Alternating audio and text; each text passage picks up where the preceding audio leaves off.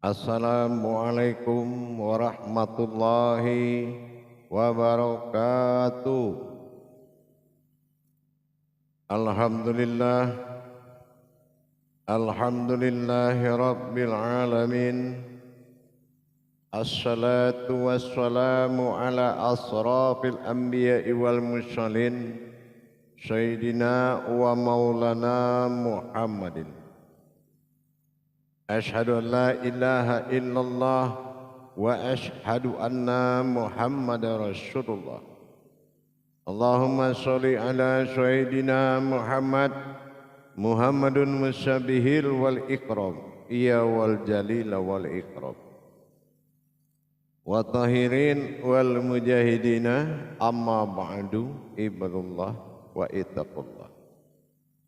Bersyukur kita kepada Allah atas segala karunia limpahan rahmah dan hidayahnya serta izin dan ridhonya juga. Dengan kebesarannya, petunjuknya, isarohnya, kita dapat menjalankan amanahnya, beramal dan beribadah beserta ilmu pengetahuannya. Bersalam kita tidak akan pernah kita lupakan. Marilah sama-sama kita sampaikan kepada junjungan kita, Nabi Allah, Nabiul Akhirul Zaman, Rasulullah Muhammad sallallahu alaihi wasallam. Atasnya kalimahnya kita kalamkan dengan membacakan Allahumma sholli ala Sayyidina Muhammad wa ala alihi Sayyidina Muhammad. Alhamdulillah bertemu lagi dengan saya Guru Mursyid Syekh Nur Muhammad Buya Irwan Maulana Al-Qalidi Pasaman, Sumatera Barat. Tentunya dalam rangka meningkatkan iman dan takwa kita kepada Allah dengan bertalabul ilmi, belajar menuntut ilmu. Hakikat amal dan ibadah adalah kewajiban, hal yang harus kita jalankan demi terlepasnya dari keyakinan yang dihalalkan segala cara. Pada makom majelis zikir Ma'rifatullah dalam tayangan YouTube Buya Pasaman Timur, insya Allah kita akan berbagi ilmu dan wawasan. Mudah-mudahan bermanfaat buat kita bersama. Hadirin dan hadirat, kaum muslimin dan muslimat dimanapun berada, jamaah rahimakumullah. Dalam pelajaran kita yang terdahulu kita membahas tentang hakikat sholat, tentang hubungan asma sholat dengan kodrat sholat. Nama sholat, nama ba'da sholat itu dengan hakikat kodratnya, dengan kodratnya. Nah, ini sudah mencapai kepada sholat maghrib. Nah, pada waktu dan kesempatan ini sholat selesai pada maghrib, kita membuka rahasia perjalanan sholat ba'da isya. Nah gitu ya, kita membuka hakikat rahasia sholat ba'da isya. Nah, apa sholat ba'da isya ini yang sebenarnya, bagaimana mentajalikan atau memperjalankan nama sholat dengan kodrat sholat tersebut. Memang sangat sulit, jarang kita mendengar orang menjalankan ibadah sesuai asmaul husnanya. Kebanyakan dia berpikir asmanya saja atau husnanya saja.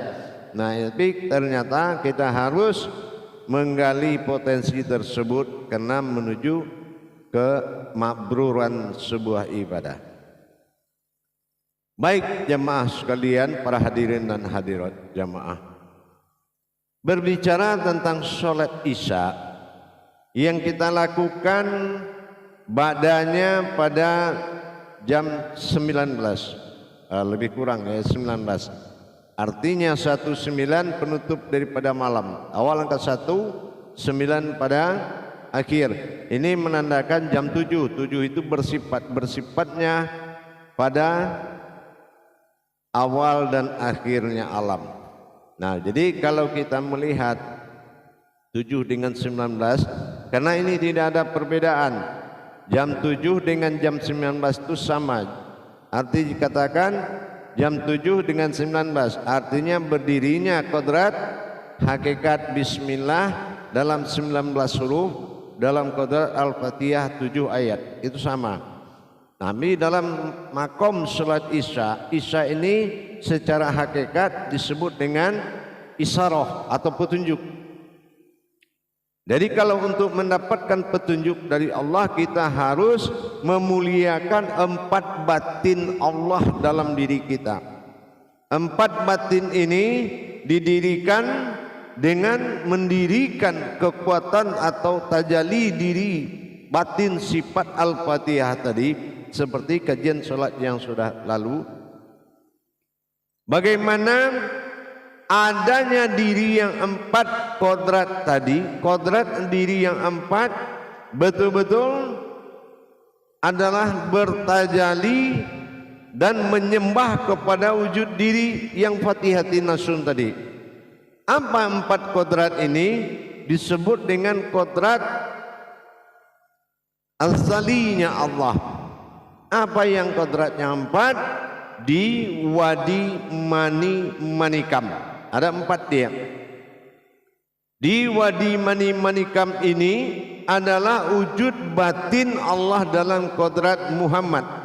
Ya, kodrat Muhammad, zat yang 4 di Wadi Mani Manikam itu ada wujud batin disempurnakan, menyempurnakan wujud dohir. Jadi bagaimana dia bertajali untuk menyempurnakan kodrat diri tadi, karena itu adalah kodrat asal usul dari semuanya di Wadi Mani Manikam. Jadi dengan berdirinya kodrat Fatihatun Nasun bersifat Allah pada kodratnya sendiri, maka kodrat yang 4 ini adalah kodrat yang menghadap kepada tajalli batinnya Allah, an'amta alaihim dan bi alaihim. Nah, jadi dengan kita melihat kodrat di Wadi Mani Manikam, maka kita sempurnakan dengan menghadirkan kodrat ini menuju maujud Al-Fatihah. Nah, ini perbedaannya dengan sholat lain. Kalau sholat lain menghadaplah kodrat itu kepada wujud Al-Fatihah. Tapi kalau sholat Isya, dia bertajali menyempurnakan kodrat Al-Fatihah tadi. Nah, dari di Wadi Mani Manikam tadi, dia akan menyempurnakan kepada 4 kodrat. Pertama, dia sempurnakan wujud. Yang kedua, sir, rahasia. Yang ketiga adalah batin. Yang keempat adalah kodrat. Wujud, batin, sir, kodrat. Nah, ini yang disempurnakan oleh di Wadi Mani Manikam, sehingga sempurnalah wujud Al-Fatihah, yaitu dalam makom 4 kodrat menuju mim ha mim dal. Artinya tajalli 4 batin tersebut menuju mim ha mim dal. Bagaimana cara menuju mim ha mim dal? Satu persatu diletakkan, pertama pada ma'ani di kening, yang kedua diletakkan kepada markubah jantung, yang ketiga diletakkan pada qalbi, hati halus, dan yang keempat manikam diletakkan kepada sujud tubuh zahir. Nah, ini disebut dengan wujud am.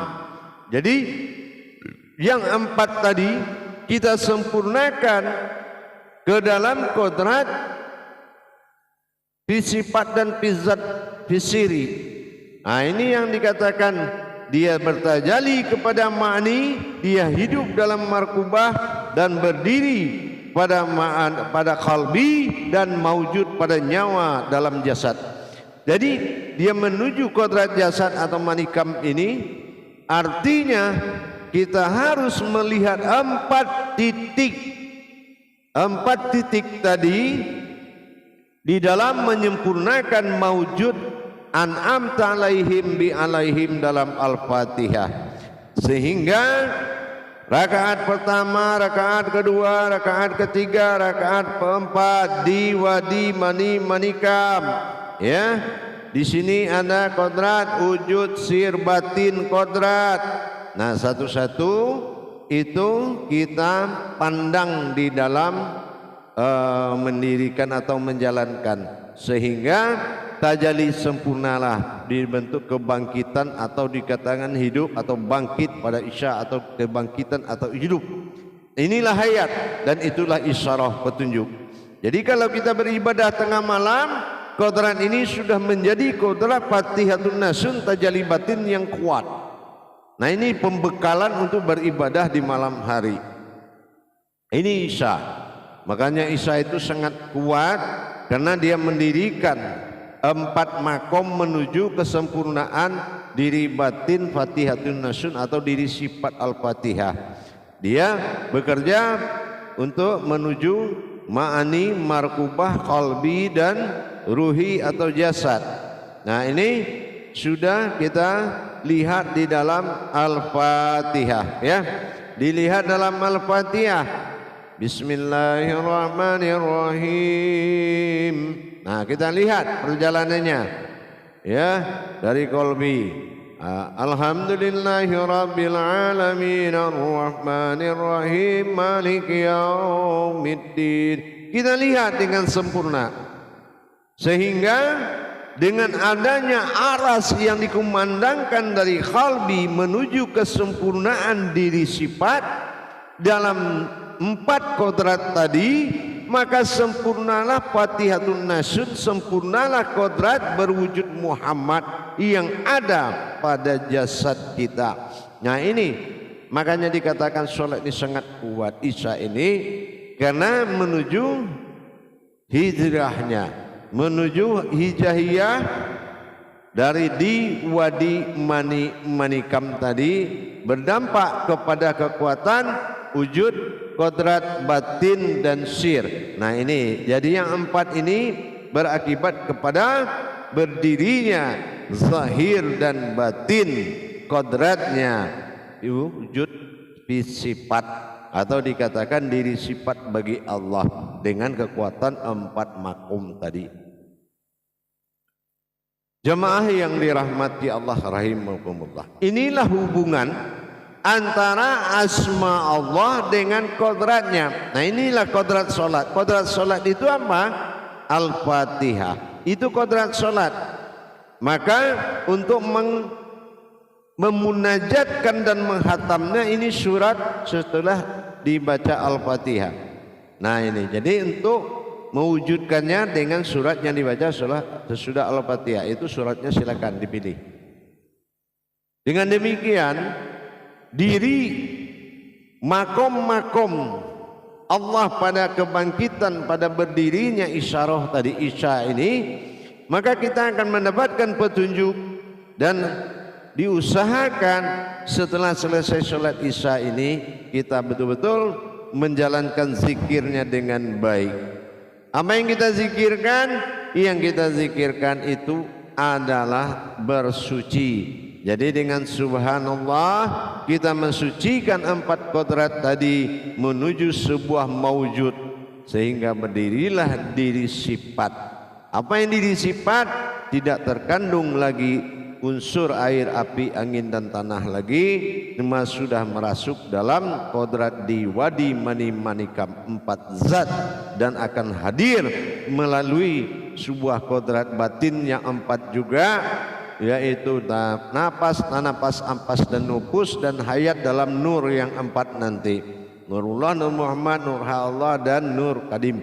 Jadi kalau kita sudah benar-benar mengimani 4 tajalli kodrat tadi, sehingga berwujudlah Al-Fatihah ini pada rupa-rupa kodratnya Muhammad berupa pada Adam, inilah yang menjadi diri yang hakikat yang sebenarnya.